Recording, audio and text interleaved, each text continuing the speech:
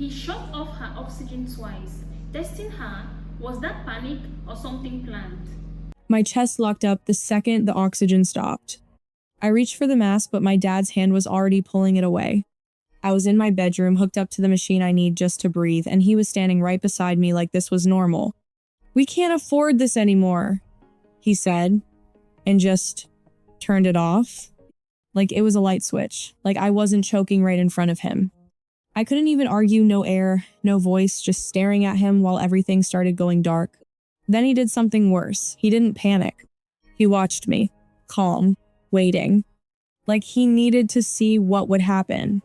That's when I realized this wasn't about money. And the only thing I could still move was my hand reaching for my phone. Before we continue, please hit the like button, subscribe to the channel, and turn on the notification bell for updates. My fingers barely worked. They were shaking so badly I couldn't even unlock the screen at first. My lungs were burning, and every second without the machine felt longer than it should have been. I remember hearing the plastic tubing slide off the side of my bed, and that tiny sound felt louder than anything else in the room. My dad, Mark, was still standing there.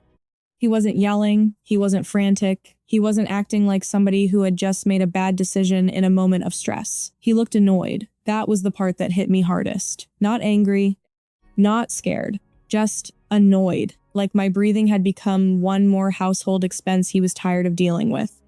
He crossed his arms and said, "Tracy, stop looking at me like that. You're working yourself up." Working myself up. I was 17 years old, gasping for air in my own bed, and he was talking to me like I was being dramatic. I tried to lift the mask back toward my face, but my arm felt weak and heavy. My room had gone blurry around the edges. The lamp on my nightstand was still on, throwing this soft yellow light over everything. My blankets, the medicine bottles, the water glass, the machine that had gone dead because my father had chosen to shut it off. It should have been an ordinary night. That was what made it worse. Nothing in the room looked violent, nothing looked broken. But something was very, very wrong. Then, after what felt like forever, but was probably only a few seconds, he leaned over and switched the oxygen back on. The airflow returned with a soft rush. I pulled the mask to my face and sucked in air so hard it hurt. My chest spasmed. My whole body shook with that first full breath. I expected him to say he was sorry. I expected some kind of explanation, even a bad one. Instead, he shrugged. "See," he said, "you're fine." Fine.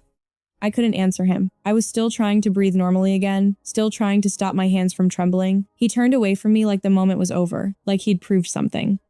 At the door, he paused just long enough to add, "And don't waste oxygen all night. You don't need as much as they say you do." Then he left. I kept the mask on and listened to his footsteps move down the hallway. Slow, unhurried. Not the footsteps of a man who'd almost watched his daughter pass out. Just normal footsteps. Then the floorboards creaked in the kitchen, and a cabinet opened. A minute later, I heard the television in the living room. That scared me more than him yelling would have. Because yelling meant emotion. Emotion meant impulse. But this felt considered. I stared at the machine beside my bed. At the tubing, at the little green numbers glowing on the display. I'd had that machine in my room so long it had become part of the background of my life. Its hum used to make me feel safe.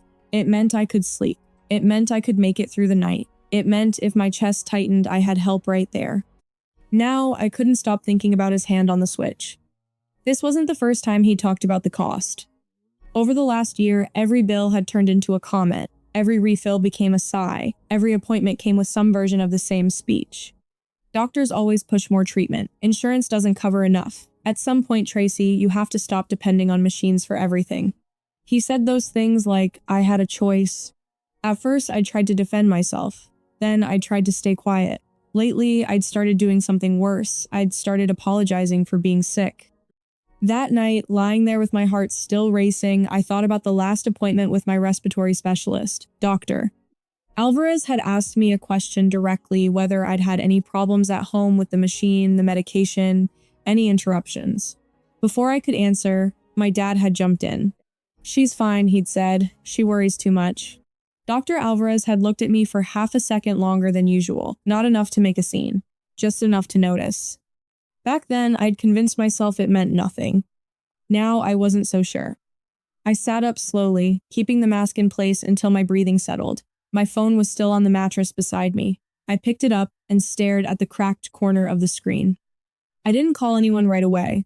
I just held it. Because making a call meant admitting something I didn't want to admit yet. If I called for help, then I had to say the words out loud. My father turned off my oxygen while I was struggling to breathe. Even in my own head, it sounded impossible. But impossible things don't usually happen twice. That thought came out of nowhere, and the second it did, I knew exactly why I couldn't relax. Because a part of me didn't believe that was over. I looked toward my bedroom door. It was open a few inches, enough to show the dark hall beyond it. The house was quiet, except for the TV in the other room. I checked the time, 9:14 p.m. My thumb moved over my contacts. I passed my friend Mia. I passed emergency services. I stopped on one name, then kept scrolling, then came back to it again. My breathing was steadier now, but my stomach felt hollow. I could still hear my dad's voice in my head. You don't need as much as they say you do. I thought about the way he'd watched me, calm, measuring, like he wanted proof of something. And then another memory surfaced, something small that had felt strange at the time. Earlier that week, I'd seen a stack of papers on the kitchen table when he thought I was asleep on the couch. He'd snatched them up fast, but not before I caught a few words: coverage, beneficiary, policy update. I hadn't asked about it. He handled all the paperwork now. Ever since Mom had been gone, he handled everything. That was the excuse, anyway. I tightened my grip on the phone. From the hallway, I heard a floorboard creak. Then another.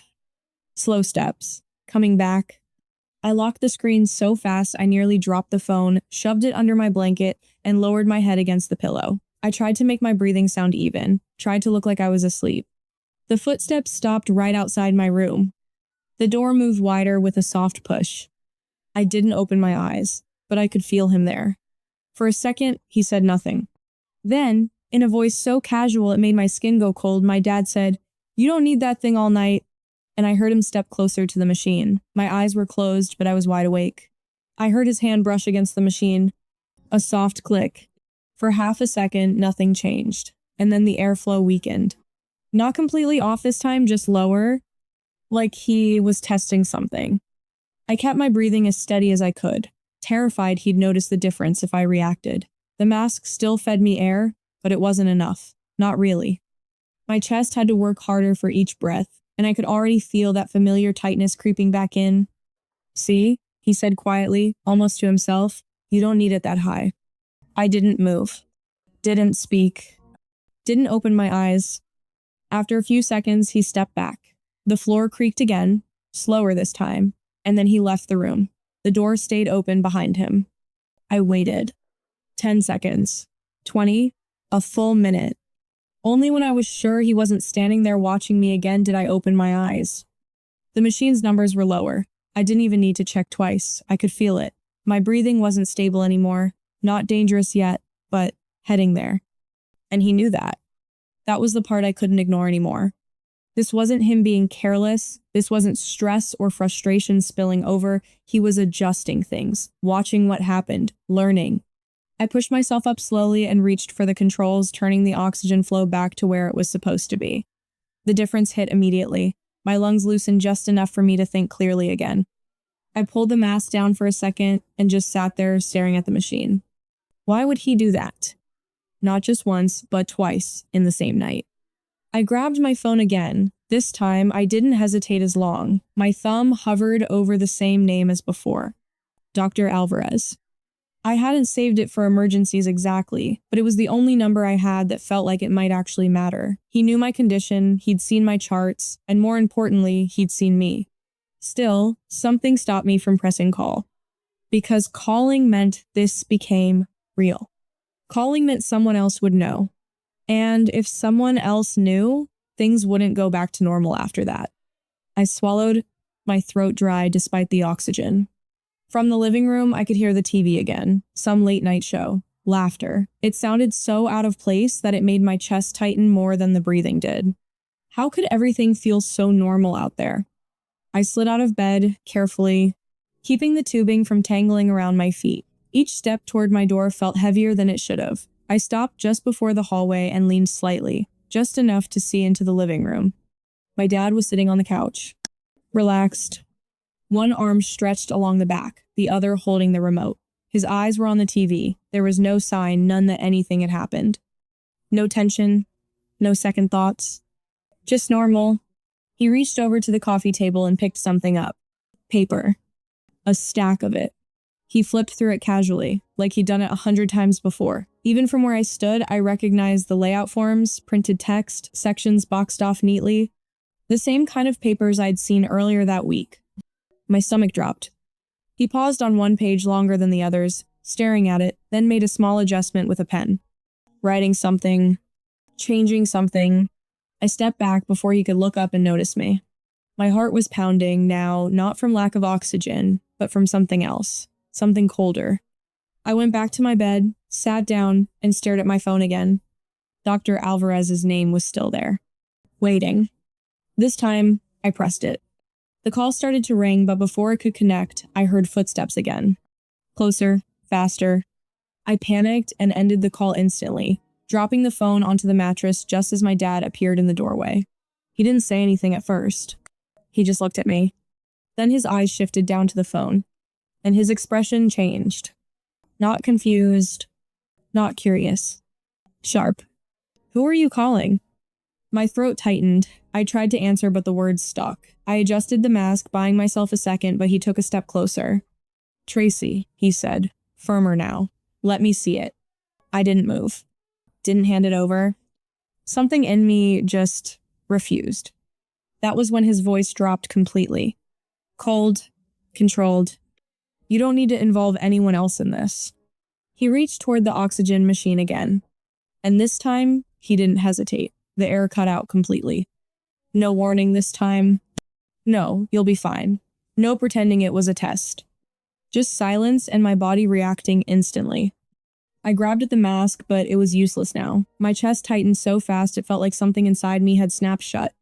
I tried to speak, to say anything, but nothing came out except a broken, empty sound. Give me the phone, my dad said. His voice was steady. Too steady. I shook my head, barely, clutching the edge of the mattress with one hand while the other fumbled blindly for my phone. My vision was already starting to blur again, black creeping in from the corners.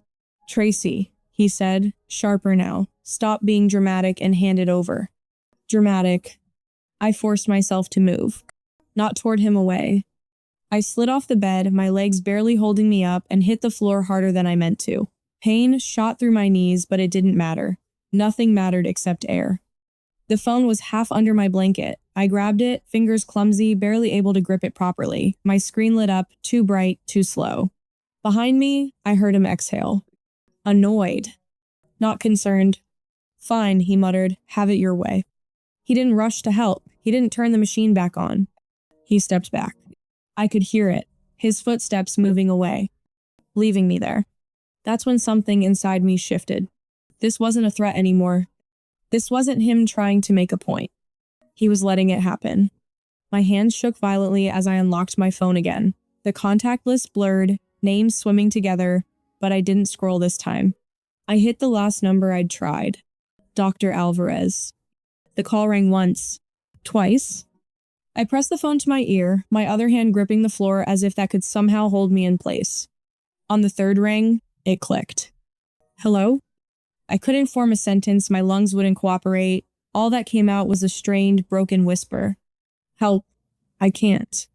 There was a pause, but not confusion. Recognition. Tracy? His voice sharpened instantly. What's happening? Are you alone? I tried to answer, but my chest spasmed, cutting off whatever sound I was trying to make. The room tilted. My grip on the phone slipped slightly, but I forced it back up. My dad turned it off. The words barely came out, but they were enough. On the other end, everything changed. Stay on the line, he said, fast, controlled. Do not hang up. I'm calling emergency services right now. Tracy, can you hear me? I nodded instinctively, even though he couldn't see me. My vision was narrowing now, the edges going darker, my hearing muffling like I was underwater. Then, footsteps. Fast. Coming back. My head turned just enough to see him re-enter the room. My dad stopped when he saw me on the floor. Saw the phone pressed to my ear. For the first time that night, something flickered across his face.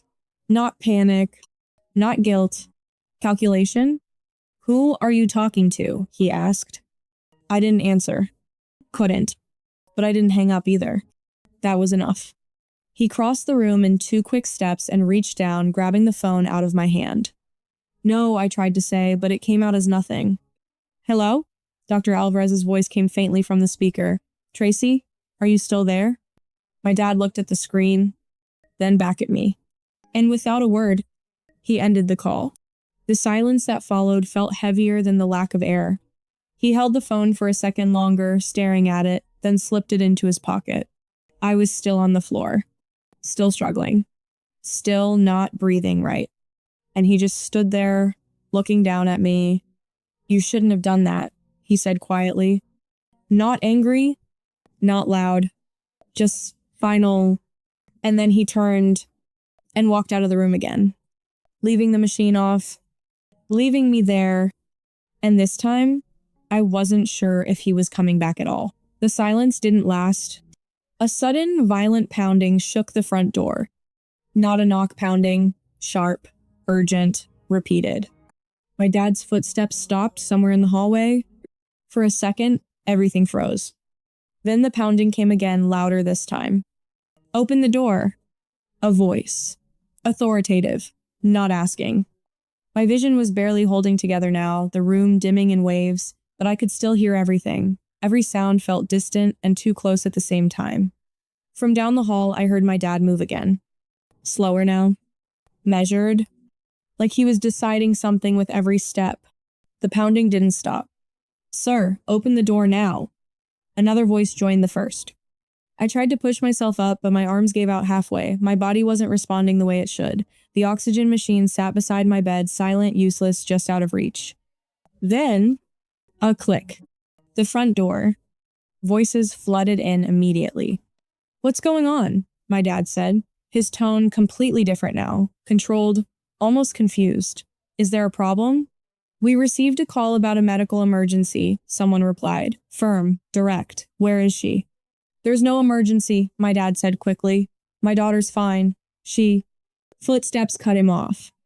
Multiple people moving through the house now. Fast, purposeful. He's lying, I tried to say, but it came out as nothing more than a breath that didn't carry. Then they were in my doorway. 2 paramedics. One of them saw me on the floor and didn't hesitate. Hey, we've got you, she said, dropping beside me immediately. Oxygen's off, get that back on now. The second paramedic moved to the machine, hands working quickly, adjusting the settings, checking the connections. Within seconds, the soft rush of oxygen came back to life. I felt it before I fully registered it. Air. Real air. My chest expanded sharply, painfully, but it was working again. I sucked in breath after breath, my body shaking as it tried to recover. You're okay, the paramedic said. Steady, focused. Stay with me. Just breathe. Behind them, I could hear my dad again. I told you she does this, he said. Calm, defensive. She overreacts when she gets anxious. The machine was fine. That's not what we're seeing, another voice responded. Different tone. Law enforcement. I turned my head slightly. A police officer stood just behind the paramedics, eyes scanning the room, the machine, the tubing, me on the floor, then shifting to my dad. Sir, step back, the officer said. I'm her father, my dad replied. I'm handling it. No, the officer said, firmer now. You're not. That word hung in the air. Not. For the first time, something cracked in my dad's posture. Not much, but enough to notice. His shoulders stiffened, his jaw tightened. This is being blown out of proportion, he said. She's sick, yes, but... Her oxygen supply was turned off, the paramedic interrupted, not even looking at him. That's not a misunderstanding. I was still trying to steady my breathing, still trying to focus, but pieces were starting to connect in my head. The call. Dr. Alvarez. He hadn't hesitated. He'd believed me. More movement behind the officer. Another figure stepping into view. And the second I saw him, I knew. Dr. Alvarez. Still in his office clothes, slightly out of breath, phone in his hand. He looked for me on the floor, mask on, struggling to my dad. And his expression changed instantly. What happened here? He asked, voice tight. My dad didn't answer right away. Didn't look at him. The officer stepped forward instead. "We're figuring that out," he said. The room felt smaller now, tighter, like everything was closing in, but not on me. On him. The paramedics carefully helped me onto a stretcher, adjusting the oxygen, checking my pulse, my breathing. Everything moved quickly, but controlled. As they lifted me, I caught one last clear look at my dad. He wasn't looking at me. He was looking at the officer. Calculating again. Always calculating. Then the officer spoke. Clear, direct. "Sir, we're going to need you to come with us." What would you have done in her place? And did you catch the clue that exposed him?